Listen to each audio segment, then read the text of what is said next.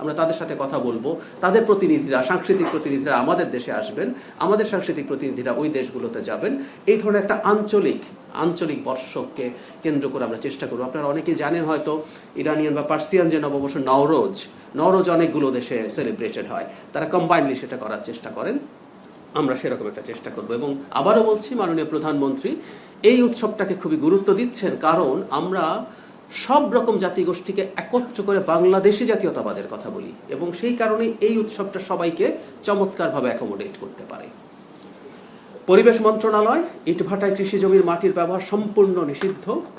আমিনবাজারে বর্জ্য থেকে বিদ্যুৎ পাওয়ার প্ল্যান্ট প্রকল্প বাস্তবায়নের জন্য বায়ু দূষণ নিয়ন্ত্রণ বিধিমালা 2022 এবং কঠিন বর্জ্য ব্যবস্থাপনা বিধিমালা 2021 সংশোধন আনা হচ্ছে। বর্জ্য থেকে বিদ্যুৎ, আমরা জানি আমাদের প্রাইমারি ফুয়েল নিয়ে ক্রাইসিস আছে। আমরা অবশ্যই আমাদের গ্যাসের এক্সপ্লোরেশনের চেষ্টা করে যাবে, কিন্তু আপনারা জানেন এটা দীর্ঘমেয়াদী প্রসেস। সো কম সময়ের মধ্যে যা যা দরকার সরকার সেই কাজগুলো করছে। সরকার বায়ু দূষণের বিরুদ্ধে ক্রমাগত মোবাইল কোর্ট পরিচালনা করছে। এখন পর্যন্ত 16টা হয়েছে।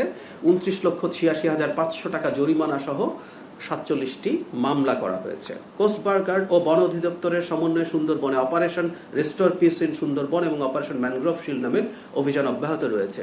আমরা হয়তো অনেকে মিডিয়া বা বিভিন্ন পত্রিকায় দেখেছি সাম্প্রতিক সময়ে আবার সুন্দরবনে দস্যুতা বা ডাকাতির প্রবণতা বেড়েছে, অপরাধের প্রবণতা বেড়েছে। সেটাকে কমব্যাট করার জন্য এই পদক্ষেপ নেওয়া হয়েছে। আমরা আশা করি সেটা নিয়ন্ত্রণে চলে আসবে। যুব ও ক্রীড়া অনুষ্ঠান আয়োজন করা হয়েছে। দ্বিতীয় দফায় 171 জন ক্রীড়াবিদের হাতে পেশাগত স্বীকৃতির স্মারক হিসেবে ক্রীড়া কার্ড তুলে দেওয়া হয়। আমরা জানি যে 30 মার্চ প্রথম পর্যায়ে 129 জনকে কার্ড প্রদান করা হয়েছিল। সরকার পর্যায়ক্রমে মোট 500 জন জাতীয় ক্রীড়াবিদকে কার্ড প্রদানের লক্ষ্যমাত্রা নির্ধারণ করেছে। একটু যোগ করে রাখি, মাননীয় প্রধানমন্ত্রী ক্রীড়ার ব্যাপারে খুবই সিরিয়াস, এবং উনি এটাকে পেশা হিসেবে যাতে নিতে পারে, এটা খুব জরুরি। এটা একসাথে আমাদের মন দেহ ভালো যেমন রাখবে স্কুলে এটা করা, কিন্তু এটা যাতে পেশা হিসেবে নিতে পারে সেই চিন্তাও তিনি তার মাথায় রাখছেন, এবং সেভাবে আমাদের কৌশল প্রবর্তিত হচ্ছে। স্থানীয় সরকার বগুড়া পৌরসভাকে দেশের 13তম সিটি কর্পোরেশন হিসেবে গঠন করা হয়েছে। মাননীয় প্রধানমন্ত্রী সোমবার আনুষ্ঠানিকভাবে এটা উদ্বোধন করেছেন। আমরা নিশ্চয়ই গতকালই এটা দেখেছি। ফুটপাত হকার মুক্ত করতে ঢাকায় 8টি নৈশ মার্কেট চালুর পরিকল্পনা। এটা একটা কঠিন সিদ্ধান্ত। মানে আমরা যখন ফুটপাত থেকে হকারদেরকে উচ্ছেদ করি, ফুটপাত আসলে হকারদের জন্য না, ব্যবসায়ীদের জন্য না, এটা হাঁটার জন্য নামই ফুটপাত। কিন্তু আমাদের এই সংকট যেহেতু আছে, তাদেরকে কিভাবে আমরা কোনোভাবে প্রোভাইড করতে পারি সেই চেষ্টাটা চলছে। অর্থ মন্ত্রণালয় আমাদের সামনে বাজেট আছে, আপনারা জানেন, সেটা প্রণয়নের কার্যক্রম চলছে। প্রবাসী কল্যাণ মন্ত্রণালয়ের মধ্যে সবচেয়ে গুরুত্বপূর্ণ বিষয় হচ্ছে মালয়েশিয়ায় শ্রম বাজার পুনরায় চালু করতে কার্যক্রম চলমান আছে। এটা আমাদের একসময় খুবই ডিমান্ডেড একটা শ্রম বাজার ছিল, কিন্তু নানান কারণে, নানান রকম অভিযোগের কারণে এটা আসলে খুব ভালো মতো চলেনি। আমরা এটাকে প্রায়োরিটি দেওয়ার চেষ্টা করব। সড়ক পরিবহন ভাড়া নিয়ে একটা সংকট হচ্ছে, আপনারা জানেন। সেটা হলো, যেহেতু জ্বালানির মূল্য বৃদ্ধি করা হয়েছে, তাই এখন জ্বালানির সাথে সামঞ্জস্য রেখে পরিবহনের ভাড়া বৃদ্ধির আলোচনা চলছে। আমরা আশা করি এটা যৌক্তিকভাবে হবে।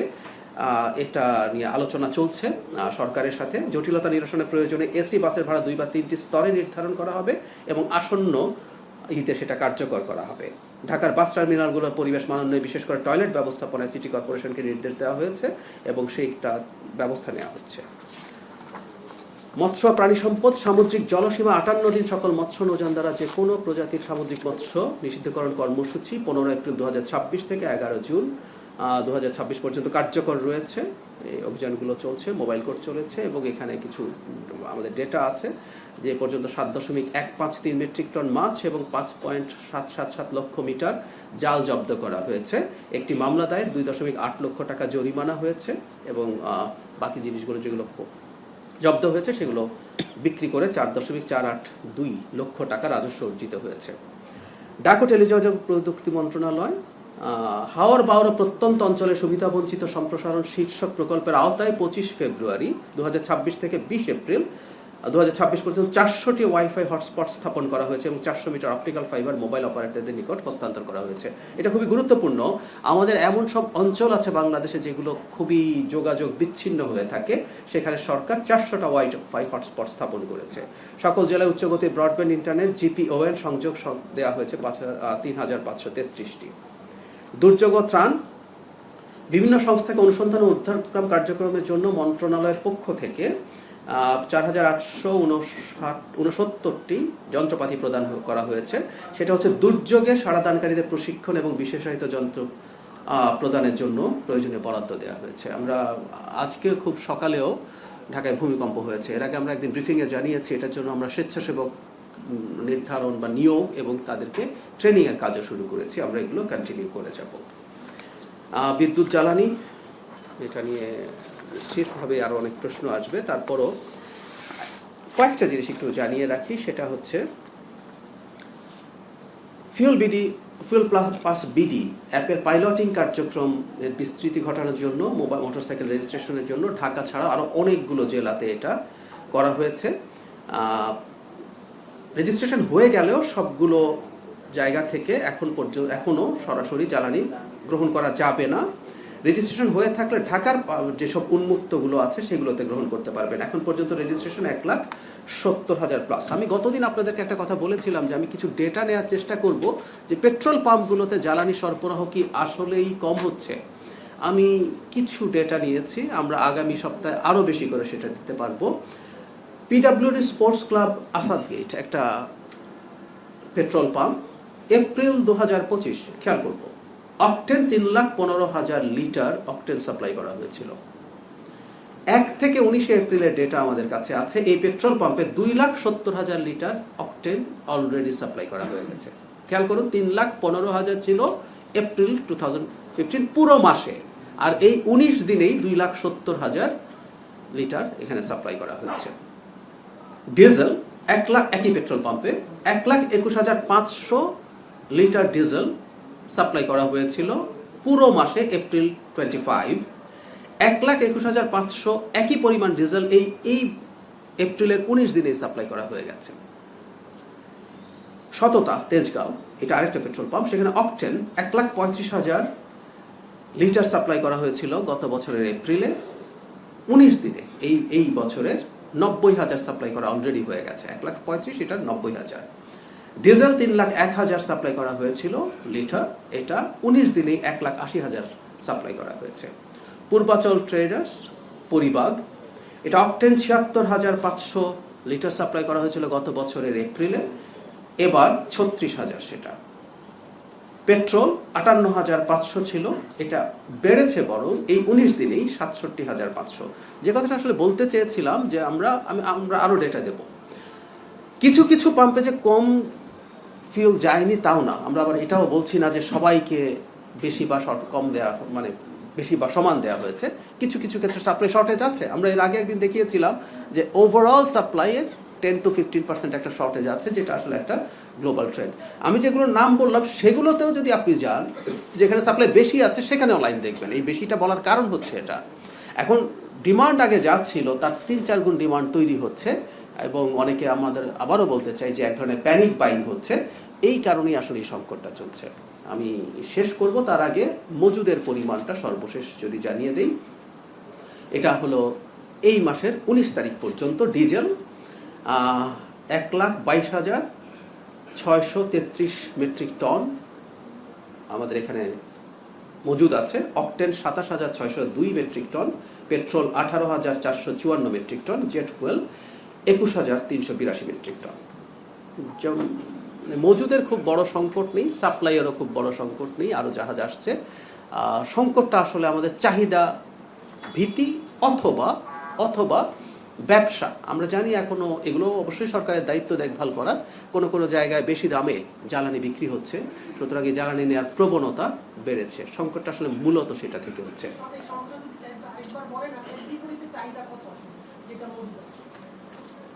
আমাদের চাহিদার কত সেটা আসলে খুবই মানে সাবজেক্টিভ প্রশ্ন হয়ে গেল। কেন বলছি, আমাদের তো একটা চাহিদা আছে। যেমন ধরুন একটা পেট্রোল পাম্প, সে 4-5 হাজার লিটার অকটেন তার চাহিদা ছিল। পত্রিকা আপনি পাবেন, কেউ একজন বলছে আমার 5,000 লিটার চাহিদা ছিল। এখন এই চাহিদা শব্দটা এখন পাল্টে গেছে, সমস্যাটা এই জায়গায়। এখন আপনি চাহিদা বলতে যেই চাহিদা আমাদের এখন তৈরি হয়েছে, এই চাহিদা আসলে মেটানো যাবে না, এই কথাটা একটু বলতে চাইছি। এখন এটা আসলে চাহিদা না, এটা আসলে আমাদের ট্রু চাহিদা না। আমাদের তো ভেহিকেলগুলো চলার জন্য, আমাদের সেচের জন্য কি পরিমাণ ফিউলের চাহিদা আছে সেটার জন্য কিন্তু আমরা জ্বালানি সংরক্ষণ থেকে সাপ্লাই সবকিছু ডিপেন্ড করেছে। সমস্যা হচ্ছে হঠাৎ করে আমাদের এমন একটা প্যানিক তৈরি হয়েছে যে প্যানিকটা কন্টিনিউ করছে, অথবা জ্বালানির দাম কম থাকার কারণে যেটা পাচার হওয়ার বা পাচার করার প্রবণতার কারণে চাহিদাটা অনেক বেড়ে গেছে। সেই জন্য বলছি যে ওই চাহিদাকে যদি আপনি বেস ধরেন তাহলে আসলে চাহিদা এটা মেটানো যাবে না। আবারও বলছি ওটা আসলে চাহিদা না, ওটা কোনোভাবে, এটা 3 বা 4 গুণ এখন চাহিদা তৈরি হয়েছে। আমরা এটাকেই চেষ্টা করছি আমরা যতটা সম্ভব আমরা কথা বলে আপনাদের মাধ্যমে আপনারাও বলে এটাকে যাতে কমিয়ে আনা যায়। আমি শেষ করছি, এবার আমি আপনাদের প্রশ্ন নিতে শুরু করবো। জি, ম্যানেজমেন্টের কি একটু প্রবলেম হচ্ছে না, যে যার কারণে কোনো প্রবলেম নাই অথচ একটা কি প্রবলেম হচ্ছে? এটা কি অনস্ট্রাকচার্ড একটা ম্যানেজমেন্ট মেথড করা যায় না, যার দ্বারা এই সাপ্লাই লাইনগুলো করেক্টলি একটা ইমপ্লিমেন্টেশনের পদক্ষেপ আপনারা দেখেছেন, এটা করতে একটু সময় লাগবে। আসলে ক্রাইসিস ওয়াজ সো অ্যাকিউট, সেই জন্য যেমন ধরুন আমরা এই যে একটা অ্যাপ তৈরি করছি, করা হয়ে গেছে, এটা রেজিস্ট্রেশন হয়ে এই অ্যাপের মাধ্যমে যখন আমরা দিতে থাকবো তখন এই সংকটটা কমে যাবে। মাননীয় প্রতিমন্ত্রী, এইবার থেকে হাতে নিলেই আপনার প্রশ্নটা একটা হচ্ছে, দেখেন আমরা কিন্তু প্রায় 5.6 লক্ষ লিটার তেল উদ্ধার করা হয়েছে যেগুলো মজুত করে রাখা হয়েছিল। তো সবাই যদি একটু স্বচ্ছতার মধ্যে এবং জন সচেতনতা থাকে, আমার মনে হয় এই ক্রাইসিসটা আমরা খুব ইজিলি হ্যান্ডেল করতে পারবো। এবং গতকালকে সংসদে এই নিয়ে একটু আলাপ আলোচনা হয়েছে। সরকার আপনার দায়িত্ব, আমার এখানে লোকবল কর্মী নিয়োগ থাকবে এবং যার যার দায়িত্ব সে একুরেটলি পালন করবে। সেটাই বলেছি, পারফেক্ট ম্যানেজমেন্ট। আমার মনে হয় আমরা যেসব পদক্ষেপগুলো করেছি, আমরা যেই পদক্ষেপগুলো নিয়েছি, এগুলো নিয়ে সংকট অতি সত্ত্বর নিরসন করা যাবে বলে মনে হয়। এটা কিন্তু শুধু বাংলাদেশের ইস্যু না, it's a world wide issue. গতকাল নিশ্চয়ই আপনার সংসদ অধিবেশন যদি আপনার শোনা থাকার সুযোগ হয়ে থাকে, নিশ্চয়ই দেখেছেন বিরোধী দলের নেতাও বলেছেন ইটস এ ওয়ার্ল্ড ক্রাইসিস। এটা যে শুধু বাংলাদেশে হচ্ছে তা কিন্তু না, কিন্তু আমরা চেষ্টা করছি, আমাদের তেল মজুদ আছে, আমাদের ক্যাপাসিটি অনুযায়ী আমরা তেল আনছি, আরো তেল আসবে। কিন্তু সবাইকে এই যে প্যানিক বাইং, উপদেষ্টা মহোদয় যেটা বললে, প্যানিক বাইং যেন না হয় সেদিকে একটু নজর রাখতে হবে, এবং তেল অন্য কোথাও চলে যাচ্ছে কিনা সেটাও একটু আমাদেরকে খেয়াল রাখতে হবে। এবং এই বিষয়ে আপনাদেরকেও, আপনাদের সহযোগিতাও চাই, যে আপনারাও এই যে এখানে তেলগুলো উদ্ধার হচ্ছে, মজুদ রাখা হচ্ছে, আমরা সরকার কিন্তু চেষ্টা করছে যে এই এরকম যেন ঘটনা যেন না ঘটে, বা ঘটনা না ঘটার জন্য যে পদক্ষেপ নেওয়া হচ্ছে। Thank you. সেকেন্ড, জি,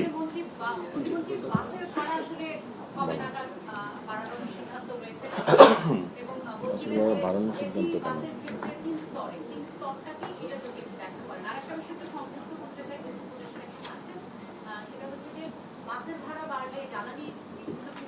জীবনযাপনের বাইরে বাস ভাড়া যখন বাড়বে তখন কিন্তু বাজারে একটা বড় প্রভাব পড়বে। তাহলে সরকার দায়িত্ব নেওয়ার প্রায় 60 দিনের মাথায় এসে জনগণের জন্য কি নতুন চ্যালেঞ্জ আসছে বাজারে? আচ্ছা, নামটা বলেন একটু প্লিজ, নামটা বলেন। 71 টিভি। ওকে, আলোচনা চলছে ভাড়া শুধু বাস না, আসলে জীবনযাত্রার ব্যয়ের উপরে বেশি প্রভাব পড়বে ট্রাকের ভাড়ায়। আমি আপনাকে আরেকটা, মানে আপনি যেটা মিস করেছেন বললাম, এখন এই অ্যাডজাস্টমেন্ট ইজ আ মাস্ট, এটা হলো 1 নম্বর কথা। আমরা চেষ্টা করছি, যেটা আমাদের এই আলোচনা চলছে, এটা কত নাগাদ না, রাদার আমরা বলি যে একটু সময় নিয়েও যদি আমরা একটা বেটার ডিল, সরকারের কাজ কিন্তু শুধু জনগণ বলতে যাদেরকে বুঝি ভোক্তার স্বার্থ রক্ষা না, একটা কথা মনে রাখতে হবে, একটা সরকার কিন্তু ব্যবসায়ীদেরও সরকার। যে মানুষটা বাস চালান, যে মানুষটা ট্রাক চালান, তিনিও এই রাষ্ট্রের নাগরিক, এই সরকার কিন্তু তারও সরকার। সুতরাং তিনি, তার উপরও এমন কিছু করা ঠিক হবে না যাতে তার ব্যবসা না হতে পারে। এটা গেল 1 নম্বর কথা। সরকারের কাজটা কি? সরকারের কাজ হচ্ছে দুই পক্ষের মাঝখানে থাকা। সবাই, আবার সরকার কিন্তু কারো পক্ষ না, সরকার সবার সরকার। সরকার চেষ্টা করবে এমন একটা পয়েন্টে আসা যেখানে সবার কম ক্ষতি হয়। আমরা খেয়াল করি, আমি আগে একদিন বলেছিলাম এই সংকটে আমাদের প্রত্যেকের ক্ষতি হবে, এটা মেনে নিতে হবে। এটা সারা পৃথিবীতেই হচ্ছে, এমন কোনো কিছু হতে পারে না যে সবাই বা কেউ একটা অংশ এটা থেকে দূরে থাকবেন। তো সরকারের উদ্দেশ্য থাকবে এভাবে বলা, যেহেতু সংকটটা আছে, যতটা ভাড়া বাড়া উচিত লজিকলি মনে হয় তার চাইতে কিছুটা কম করা, তাতে তারাও কিছুটা ছাড় দিলেন, আবার জনগণের কিছু ভাড়া তো বাড়বেই এবং দ্রব্যমূল্য বাড়বে। এটা বলে রাখা ভালো, কারণ হচ্ছে ট্রান্সপোর্ট বেড়ে যায়, ট্রান্সপোর্টের খরচ বেড়ে যায়। সরকারের কাজ কোনটা আসলে? সরকারের কাজ হচ্ছে মূল্য যৌক্তিকভাবে যতটা বাড়ার কথা, বৃদ্ধিটা যাতে অতটুকু হয়। আমাদের একটা প্রবণতা আছে, যখনই তেলের দাম বাড়ছে, ভাড়া বাড়ছে, দ্রব্যমূল্য ওই অজুহাতে যতটুকু বাড়ার কথা তার চেয়ে অনেক বেশি বাড়ছে। আমরা চেষ্টা করব আসলে এই জিনিসটাকে নিয়ন্ত্রণে রাখার জন্য। জনগণকে আবারও বলছি, কিছুটা কষ্ট করতে হবে, প্রত্যেকটা মানুষ কষ্ট করছে, তবে আমরা যে চেষ্টাটা করে যাব সেটা হচ্ছে সবচেয়ে ভালনারেবল যে মানুষগুলো, সরকার যেটা করতে পারে, কিছু কিছু চাপ কারো কারো জন্য, এই যে আমি বলে ফেললাম যে কষ্ট হবে সহ্য করে, এটা সহ্য করা সবার জন্য সোজা না। একটা ডিমের দাম যখন 1 টাকা 2 টাকা বেড়ে যায়, কিছু কিছু মানুষের জন্য 2 টাকা ডিমের দাম বৃদ্ধি তার শিশুকে একটার জায়গায় অর্ধেক ডিম দেবো কিনা এই সিদ্ধান্তে নিয়ে যেতে পারে। সো ওই গ্রুপটা বা ওই মানুষগুলোর জন্যই আমরা প্রয়োজনে অন্য কর্মসূচি বাড়াবো। আমাদের তো অলরেডি ফ্যামিলি কার্ডের তো একটা স্টেপ হয়েছে, এটা পাইলট। আমরা এই বাজেটের পর একটু বলে রাখি একটা কথা, এই বাজেটে আমরা 40 লক্ষ মানুষকে নতুন ফ্যামিলি কার্ড দেব, যাতে প্রায় 13 থেকে 14,000 কোটি টাকা বরাদ্দ হবে। এবং আপনারা কেউ কেউ পত্রিকায় হয়তো দেখেছেন, এই বরাদ্দ রাখার জন্য IMF এর সাথে সম্ভবত আমাদের নেগোসিয়েশনে কিছু ইস্যুস তৈরি হয়েছে, কিন্তু সরকার জনগণের, সবচেয়ে ভালনারেবল, সবচেয়ে দরিদ্র জনগণের পাশে থাকার জন্য এই সিদ্ধান্তে কিন্তু অটল থাকবে। শুধু সেটা না, প্রয়োজনে টিসিবির মাধ্যমে আরো অনেক বেশি মানুষকে তাদের খাদ্য সহ অন্যান্য সহযোগিতা দেবে। সুতরাং সরকার জনগণের পাশে নিশ্চয়ই থাকবে। একটু বলি, সেটা হচ্ছে যে 2022 সালে যখন ডিজেলের দাম 42% বাড়ানো হয়েছিল, তখন বাস ভাড়া কিলোমিটার প্রতি 40 পয়সা বেড়েছিল। এরপরে ডিজেলের দাম কমেছে, কিন্তু বাস ভাড়া কমেনি। এখন ডিজেলের দাম 115 টাকা হচ্ছে, বাস ভাড়া আবার বাড়ানোর চেষ্টা করা হচ্ছে। সরকার কিছুটা জানে কিনা, তাহলে ওই যে শুভঙ্করের ফাঁকিটা সেই জায়গায় সরকার হাত দেবে কিনা না বলো। আর আপনি বলেছিলেন যে এপ্রিলে ডিজেল জ্বালানির দাম কোনোভাবে বাড়বে না, সেটি কিন্তু বেড়েছে। আপনার কথা বলার 2-3 দিন পরে বেড়েছে, এই জায়গায় গ্যাপ ছিল। 2-3 দিন পরে না, মনে হয় 10-12 দিন পরে। এটা গত ব্রিফিং এর আগের ব্রিফিং এ এটা কথা হয়েছে। আচ্ছা গত ব্রিফিং এ, তাহলে 1 সপ্তাহ। আচ্ছা, ব্যাপারটা হচ্ছে এটা সরকারি সিদ্ধান্ত ছিল, আমার কাজ হচ্ছে সরকারি সিদ্ধান্তটা সামনে আনা। আরেকটা ব্যাপার জরুরি, সরকার কি আসলে এটা পারে টু সে যে এপ্রিলে হবে না, মে মাসের 1 তারিখ থেকে বাড়বে? আপনারা খুব ভালো মতো জানেন জ্বালানির দাম আসলে এভাবেই বৃদ্ধি করতে হয়, কারণ আপনি যখন কোনো একটা দিনের কথা সামনে রাখেন, এটা খুব স্পন্টেনিয়াস, খুব সাডেন একটা ডিসিশনই হতে হয়। সো ধরুন এপ্রিলে বাড়লো না, মেতেও প্রাথমিকভাবে একটা সিদ্ধান্ত জানানো হলো, কিন্তু মেতেও যদি বাড়তো এভাবে সাডেনলি হতো। ব্যাপারটা এইরকম, ব্যাপারটা প্রসেস এরকম। আর আমি আসলে আগেরবার যেটা করেছি, আমি সরকারের সিদ্ধান্তটা আপনাদেরকে জানিয়েছি। আর ডিজেলের দাম নিয়ে যেটা বলছেন আপনি, আগের বৃদ্ধির পর কতটুকু বেড়েছিল, এগুলো সব বাংলাদেশের কমন প্রবণতা। দাম কমলেও আসলে আর কমানো হয় না, এই প্রবণতা আসলে সত্যিকার অর্থেই আছে। কিন্তু সরকার যখন বসবে সেটা বিবেচনায় নেবে। একই সাথে এই সময় কিন্তু ইনফ্লেশন হয়েছে, যারা এই পরিবহনগুলো চালান তাদেরও পক্ষে যুক্তি আছে। আমি আবারও বলছি, একটা গণতান্ত্রিক সরকার, জনগণের সরকার, এটা সবার সরকার, তারা চেষ্টা করবে সব পক্ষের যতটা সম্ভব স্বার্থ নিশ্চিত করতে। এর মধ্যে এটাও আমরা মানি, যিনি পরিবহন মালিক আছেন তার অর্থনৈতিক সামর্থ্য বেটার আছে। সো আমরা চেষ্টা করব ভোক্তাদের স্বার্থটাও যাতে একই সাথে ভালোভাবে রাখা যায়। একটা সময় যখন জনগণের ভোট প্রয়োজন ছিল না, তখন এই ধরনের শক্তিশালী মানুষ যারা আছেন তাদের কথাতেই সব হতো। একটা জনগণের সরকার, নির্বাচিত সরকার নিশ্চয়ই সব পক্ষের স্বার্থ রক্ষা করার চেষ্টা করবে। আমি এয়ার বাদল সিনিয়র রিপোর্টার RTVতে আছি। একটা প্রশ্ন হচ্ছে যে 24শে মার্চ 21 জন ওমরা করতে গিয়েছে সৌদি আরবে। মাস্ক হজ গ্রুপ নামে একটি প্রতিষ্ঠানের প্রতারণার কারণে তারা রিটার্ন টিকিট না পাওয়ায় 18 এপ্রিল তাদের ভিসার ম্যাচ শেষ হয়ে গেছে। তারা ওখানে মানবত জীবনযাপন করছে। ওখানকার জেতার হজ অফিসের মাধ্যমে বাংলাদেশের মন্ত্রণালয়ে তারা আবেদন করেছেন দেশে ফিরে আসার জন্য। ওই প্রতিষ্ঠান এজেন্সি এবং এজেন্সি ফিরিয়ে আনার বিষয়ে কোনো সিদ্ধান্ত নিচ্ছে না। আরেকটি প্রশ্ন হচ্ছে, উচ্ছেদ হওয়া যে ফুটপাথগুলো সেগুলো ইতিমধ্যে আবার দখল হয়ে গেছে। অভিযোগ হচ্ছে যে রেট বাড়ানোর জন্য, চাঁদার রেট বাড়ানোর জন্য আসলে এই উচ্ছেদ অভিযানগুলো চালানো হয়েছে। এই ক্ষেত্রে আপনার বক্তব্য? আচ্ছা, আপনি যেটা প্রথম বললেন হজের, নিশ্চয়ই এটা ইনফরমেশনটা লিখে নেওয়া হয়েছে, এটা আমি জানতাম না, আমি স্বীকার করছি। তবে সংশ্লিষ্ট মন্ত্রণালয় নিশ্চয়ই জানেন, সেই ব্যাপারে কাজ অবশ্যই সরকার করবে। যারা এই প্রতারণা করেছে যদি সেটা প্রমাণিত হয়, মানে দুটো ব্যাপার, একটা হচ্ছে অভিযোগ, প্রায় একটা কথা বলার চেষ্টা আমরা করি, সেটা হচ্ছে যিনি ভুক্তভোগী হয়েছেন কিন্তু একই সাথে যে এজেন্সি কাজ করছে তিনিও এই রাষ্ট্রের নাগরিক, তারও ন্যায় বিচার পাওয়ার অধিকার আছে। আমরা খতিয়ে দেখতে চাই যে এখানে তাদের দিক থেকে কি কি হয়েছে, যদি সেটা দোষী হয় অবশ্যই সেটার ব্যবস্থা নেওয়া হবে। আর মন্ত্রণালয়ে লিখিতভাবে তারা দিয়েছে। ফাইন আমরা নিশ্চয়ই এটা খতিয়ে দেখব এবং ব্যবস্থা নেওয়া হবে, এটুকু গ্যারান্টি আমরা দিতে পারি। আর ফুটপাত নিয়ে আসলে এটা খুব কঠিন কাজ, আমরা তো এই প্রথম না, আমরা আগেও দেখার চেষ্টা করেছি। এখন সমস্যা যেটা হয়, উচ্ছেদ করা হলো, আপনি যে অভিযোগ করছেন এই অভিযোগ করতে পারেন, কিন্তু একই সাথে আমরা এটাও দেখব এই দেশে দীর্ঘদিন যে অর্থনৈতিক সংকট ছিল, মানে আমি আওয়ামী লীগের শেষ সময়টা থেকেই বলছি, যখন থেকে ডলার ক্রাঞ্চ শুরু হলো আমরা মনে করতে পারবো দেশের ইকোনমি ভালো চলেনি, এবং শেখ হাসিনার পতনের সাথে ওটারও একটা খুব গুরুত্বপূর্ণ রোল প্লে করেছে বলে আমি মনে করি। এরপর ইন্টারিমের সময় যেটা হয়, সরকার খুব ভালো রান করেছে তা বলবো না, করলেও এই ধরনের সরকারের সময় খুব ভালো অর্থনীতি চলে না, বিকজ অফ দ্য আনসার্টেনিটি একটা এই ধরনের সরকারের ক্ষেত্রে। ফলে যেটা দাঁড়ালো, খুব সম্ভাবনা ছিল যে এই গণতান্ত্রিক সরকারের সময় অর্থনীতির একটা মারাত্মক বা খুব ভালো রিভাইভাল হবে, কিন্তু এখন আবার যে সংকটে আমরা পড়ে গেলাম সেই রিভাইভাল এখন ডিলেইড হচ্ছে, এটা বৈশ্বিক কারণে। সুতরাং মানুষ যারা আসলে এইরকম জীবিকার সংকটে পড়ে গেছে তাদের মধ্যে একটা ডেসপারেট অ্যাটিটিউড হয়তো আছে। এখন সরকার নিশ্চয়ই সবকিছু বিবেচনা করে আবার দেখার চেষ্টা করবে, তবে নীতিগতভাবে আমরা এটা একমত ফুটপাত হাঁটার জন্য, কিন্তু এই মানুষগুলোর জন্য বিকল্প ব্যবস্থা করার চেষ্টা আমরা করে যাবো। আমরা অলরেডি জানিয়েছি কিছু করছি এবং ভবিষ্যতেও করবো ইনশাআল্লাহ। IMF এর কাছ থেকে আমরা যে কিস্তিতে ঋণ নিচ্ছি তার একটা শর্ত ছিল বৈশ্বিক বাজারের সাথে সামঞ্জস্য রেখে নিয়মিত আপ ডাউন করতে হবে জ্বালানির প্রাইসটা, এবং গত কয়েক মাস বা কয়েক বছর ধরে তাই হয়ে আসছে। এবার আমরা ব্যতিক্রম দেখলাম, আমরা কি IMF এর সাথে এই নেগোসিয়েশন করেছি না শর্ত থেকে বেরিয়ে এসেছি? আপনি জানেন নিশ্চয়ই IMF এর দেয়া সব শর্ত পূরণ করা সবসময় ম্যান্ডেটরি না। এর আগেও আমরা যতগুলো কিস্তি পেয়েছি বাংলাদেশ কিছু শর্ত পূরণ করতে পারে না, আপনি নিশ্চয়ই জানেন, তারপরে পেয়েছে। সো সরকার একটা ফ্লেক্সিবিলিটি আছে, যেমন ভর্তুকির ক্ষেত্রে আলাপ আছে যে এটা কেন করা হয়েছে যে আপনি জ্বালানির ভর্তুকি কমিয়ে আনবেন, এই হচ্ছে ইচ্ছা। একই সাথে অন্যান্য ক্ষেত্রে আপনি কতটুকু খরচ করবেন, কারণ অর্থনীতি তো ক্রাইসিসে আছে, সো তাদের একটা প্রেসক্রিপশন আছে এবং সরকার নেগোশিয়েট করে। এবং আমরা বিশ্বাস করি এত বড় জনগণের ম্যান্ডেট পাওয়া একটা সরকার, IMF এর লোনটাও আমাদের লাগবে, কারণ আমরা জানি এখন যখন বর্ধিত দামে জ্বালানি আমরা আমদানি করছি, মানে আমাদের একটা মিসপারসেপশন আছে, আমি আগেও একদিন বলেছি আবারও একটু বলি, জ্বালানির মূল্য বৃদ্ধিতে আসলে আমাদের ডলার রিজার্ভের উপরে প্রেশারের কোনো এদিক সেদিক হবে না। এই মূল্য বৃদ্ধির কারণে যতটুকু হয়েছে আমাদের ভর্তুকি কমবে, এটা লোকাল কারেন্সি, কিন্তু আমাদের তো ফরেন রিজার্ভের উপরে চাপ বাড়তেই থাকবে, কারণ আমরা বৈদেশিক মুদ্রাই জ্বালানি কিনবো। ফলে আমরা প্রিভিয়াস যেসব লোন ছিল সেগুলো রক্ষা করা, নতুন লোনের কথা দেখেছেন যে আরো $2 বিলিয়ন আমরা পেতে যাচ্ছি ওয়ার্ল্ড ব্যাংক থেকে, সেগুলো চলবে।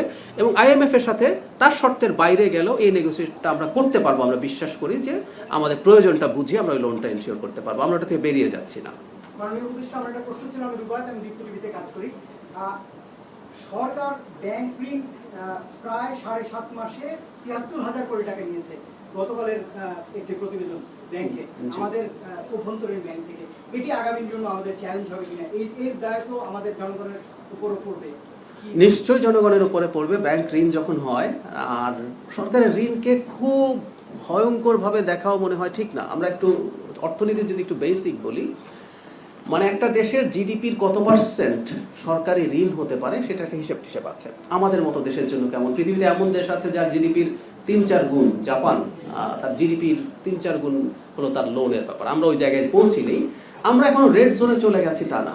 আমাদের সংকটটা আসলে কি ছিল, আমরা যে এতদিনের অ্যাকুমুলেটেড ঋণ আছে সেটার বড় অংশ মিসইউজড হয়েছে। ঋণের সমস্যার চাইতে বড় সমস্যাটা হচ্ছে এই জায়গায়, ধরুন আমরা এমন সব প্রজেক্ট নিয়েছি ওখান থেকে চুরি করে ফেলেছি, ফলে একটা অংশ আসলে জনগণের কল্যাণে লাগেনি।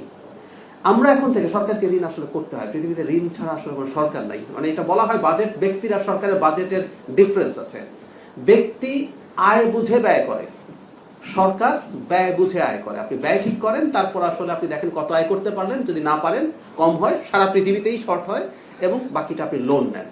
আমরা চেষ্টা করব এই যে ভর্তুকি কমানোর চেষ্টা করছি আমরা জ্বালানির মূল্য বৃদ্ধি করে, লোনের বড় সরকারকে আসলে নিতে হবে, এটা যতটা নমিনাল রাখা যায় সেই চেষ্টা করা। কারণ আমরা নিশ্চয়ই জানি ব্যাংকিং সেক্টর থেকে যদি সরকার প্রচুর লোন নেয় তাহলে আসলে বেসরকারি খাতের জন্য ব্যাংক লোন নেওয়ার সুযোগ কমে যায়, এটা আছে।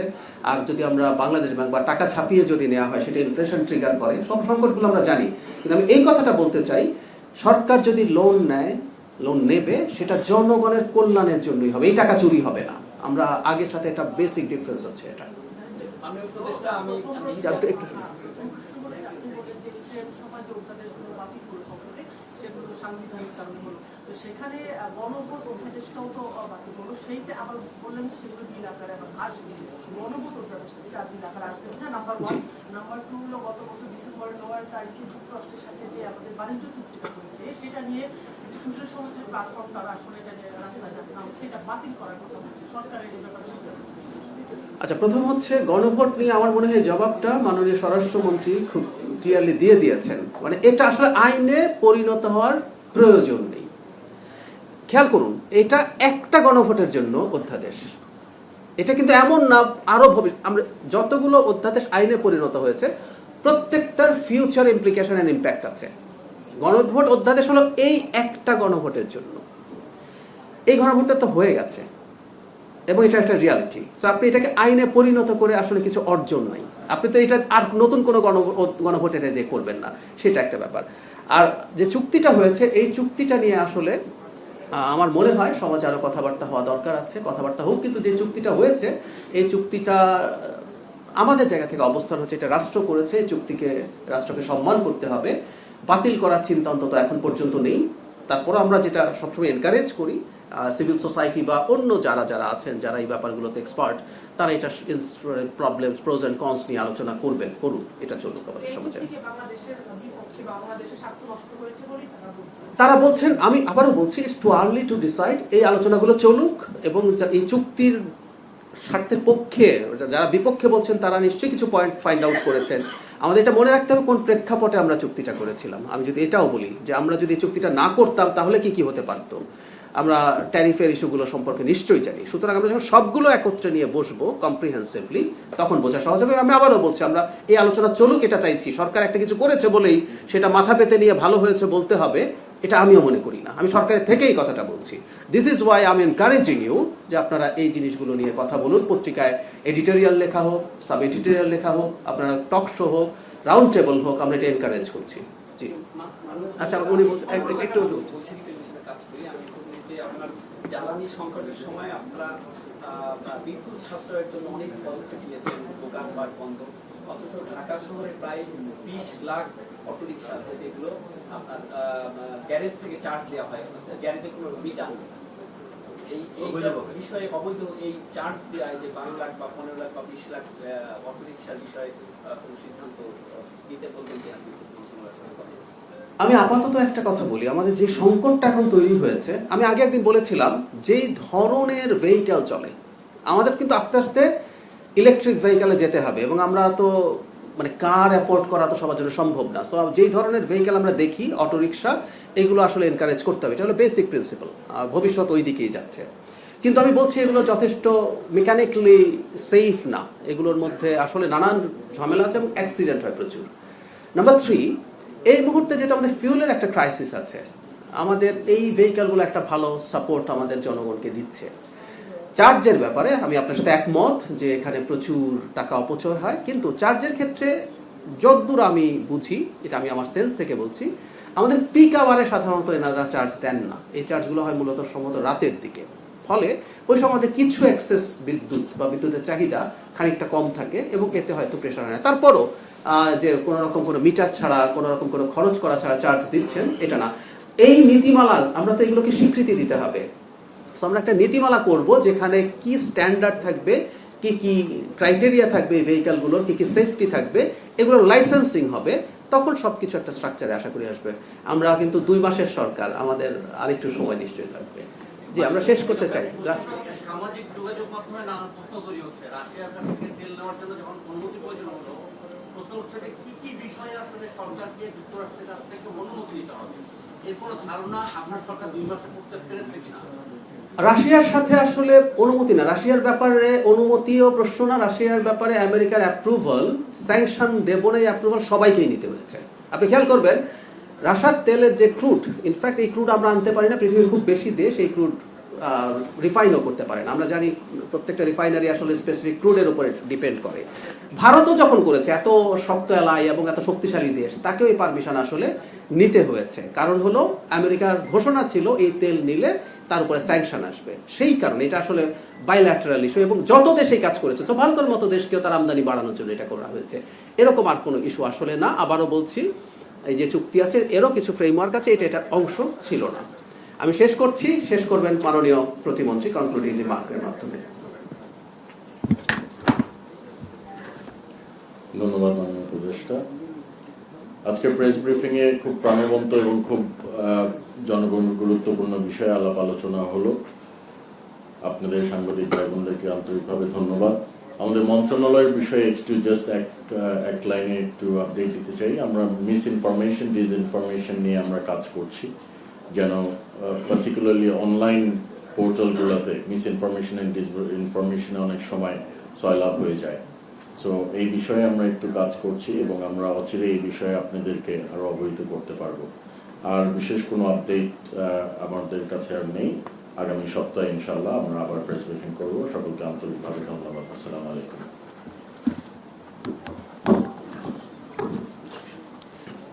লিলি আল্ট্রাসফট সিরাম জেল, যা গভীর থেকে স্কিনে দেয় 3 গুণ সিরাম হাইড্রেশন। সিরাম জেল হাইড্রেশনে ব্রাইট থাকো সব সিজনে।